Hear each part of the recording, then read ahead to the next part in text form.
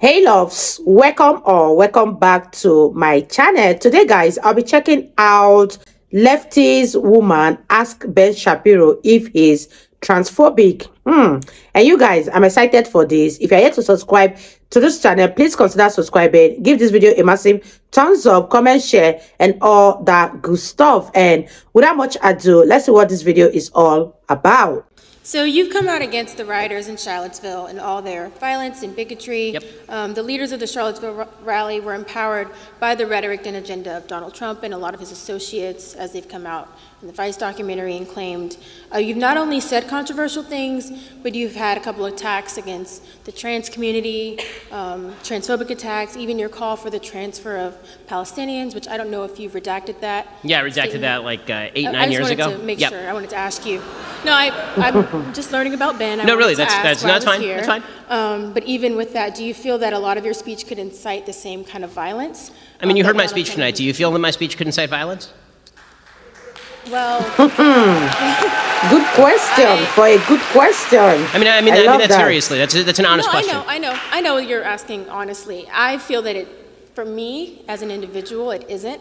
But I could see how a lot of your points I really disagreed with. I literally have a list of and that's fine. I mean, that's the good part, right? Where we disagree and we can have a conversation. I just was wondering in terms of and what I mean by inciting violence is encouraging the same people who believe in like your transphobic beliefs.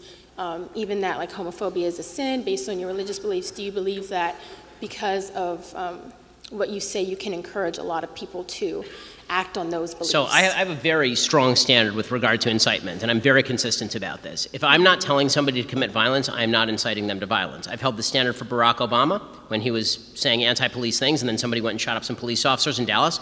I said that's not Barack Obama's fault. When a Bernie Sanders supporter went and shot up a congressional baseball game, I said that's not Bernie Sanders' fault because Bernie Sanders wasn't calling for that. Political debate requires that you talk to people and people take your words as what they mean, not as an excuse to go and do violence.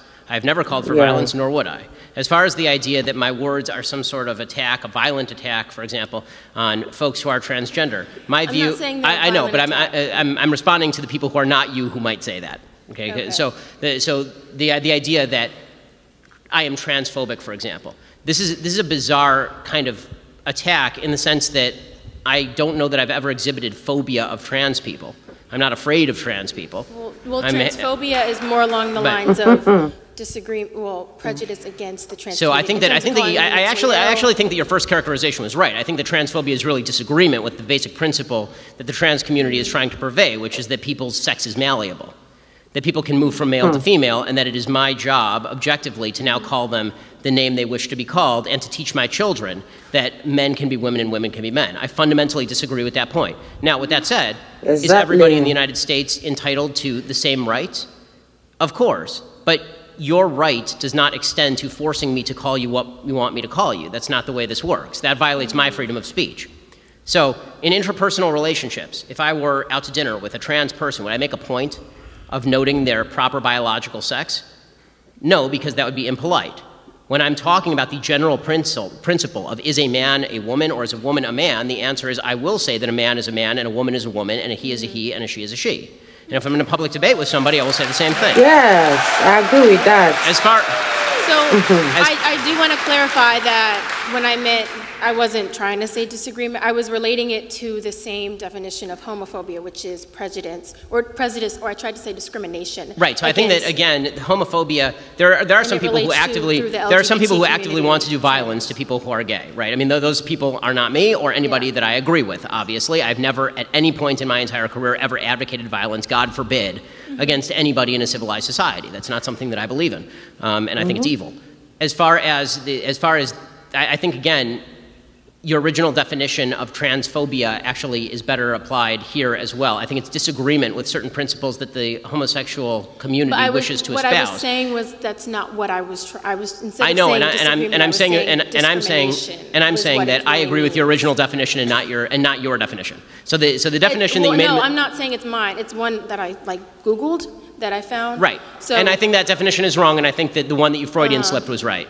Is what I'm saying. So I'm saying based on the institution of, I don't want to say the institution of Google because that's an extremely general thing to say, but in terms of as soon as you search transphobia, homophobia, this is what comes up. Right, and I think, do you feel like even though you're disagreeing with transphobia, with the trans community, which I believe we all have our own disagreements, I'm asking, do you feel that the fact that with your disagreement, you're inherently, through the institutions that have provided these definitions, discriminating against trans community? And I'm thus encouraging other people to follow. So I know here's it's a long question, but I had to encapsulate a lot of things. So here's what I'm saying. I disagree with either their definition is wrong or it's overly broad in its application. Okay. So if the idea is that if I say a man is a man and a woman is a woman is inherently transphobic, that's not discrimination, that's disagreement.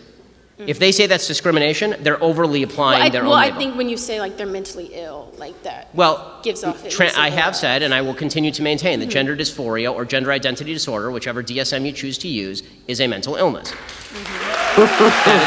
And that's on periods.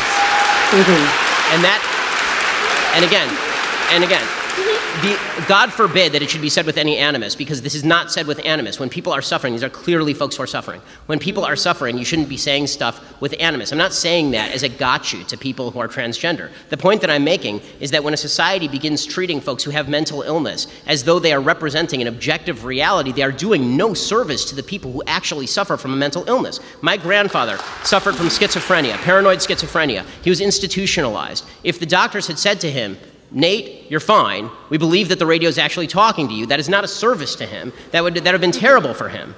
Right? They put him in an institution. They gave him lithium, and it helped. Now, I'm not saying there's even a great solution for folks who have gender identity disorder or gender dysphoria, because the solutions that I've seen, including transgender surgery, are not intensely effective from all the studies that I've seen. It's a tragic, tragic situation. But the solution is not to redefine as a society what sex means along anti-biological lines. As far as the homophobia point, it's my own religious belief about the sinful nature of particular people's behavior should have no impact on how you act in a free country or how you think. It's a free country. Do what the hell you want. Right? There's religious ben, which is what I think is sinful, which is Jews who violate Sabbath, right? Jews who eat shellfish. Right? There's a lot of things that we think are sinful in Judaism. Right? And then there's the stuff where do what you want because it's a free country. I think people do a lot of sinful stuff all the time, and I'm not calling them on it. Right? I think the people who are living together outside of marriage are sinning according to my traditional religious beliefs. It's a free country. Do what you want. So when people say homophobia, I think what they are doing is saying you disagree with me. I've never called for violence, and not only that, I'm in favor of legalization of same-sex marriage in the sense I want the government completely out of marriage, right? I don't want the government in the marriage business at all. So it's very... So I think that what bothers me is when folks assume that a disagreement means that they can ascribe animus, anger, hatred, wish for violence to me. Which is what a lot of the Charlottesville rioters were doing. Well, the Charlottesville rioters were garbage people. I mean, I did 2 full episodes on how garbage the Charlottesville rioters I were. mean, this has been really great, actually, to have this dialogue. But I think I was the #1 target of the alt-right in 202016, according to the Anti-Defamation League. I looked you up. I know. But what I and I'm sorry, I don't mean to be sassy, but what I really wanted to understand was, because you have such a large platform, I mean, even through Twitter, through social media, through your website, through your, just all your work, like, do you not claim, I don't know of any particular cases where someone has said, Ben Shapiro told me to literally go murder a trans person, or someone who...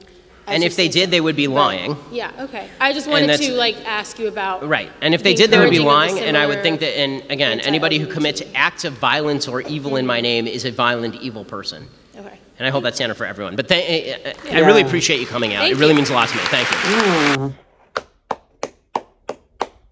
Wow, you guys, that was such an interesting one from Ben Shapiro. And the lady that was interviewing him, she seems very calm and very respectful, well collected. I love Ben Shapiro's stance on what he thinks and what people can make him do, no matter the pressure from society. Because you cannot forcefully ask me to accept what I feel is wrong in my eyes. One thing I believe is that no matter what notion or whatever ideology you have in your head, You can't force me to accept it. When I see or feel that such a thing is wrong in my own perspective, no one should force me. And calling someone transphobic because they do not accept your transitioning from a man to a woman or vice versa is totally unacceptable, because I don't think everyone should conform to whatever notion you have in your head about your gender. And I love how Ben Shapiro stood his ground and still corrected the lady about what he said in the past, and still maintaining his stance on whatever it is that he has already said before. I love it for Ben Shapiro. And I love the fact that Ben Shapiro is a very straightforward guy, and he doesn't mince words just to pass across his message. This was very beautiful to watch, and this is the calmest debate I have ever watched so far.